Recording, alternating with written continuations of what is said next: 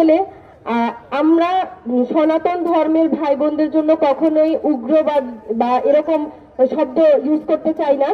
আর সবচেয়ে বড় কথা হচ্ছে ইসকন নামের সংগঠন কখনো আমাদের সহযোদ্ধা হিসেবে কোনো সনাতন ধর্মের ভাই বোন হতে পারে না। ইসকন একটি জঙ্গি সংগঠন। আমরা চাই এরকম একটি জঙ্গি সংগঠনকে নিষিদ্ধ ঘোষণা করা হোক। যে এই জঙ্গি সংগঠন আমাদের জুলাই আগস্টে অভ্যুত্থানে আহত শহীদ ভাই বোনদের সহযোদ্ধাদের উপর বা আহত সহযোদ্ধাদের উপর আঘাত হানতে পারে, এরকম কোন জঙ্গি সংগঠন আমাদের দেশে কেন থাকবে? এরকম কোন জঙ্গি সংগঠন যেন আমাদের দেশে না থাকে। আমরা মুসলিম, হিন্দু, বৌদ্ধ, খ্রিস্টান সকলে ভাই ভাই।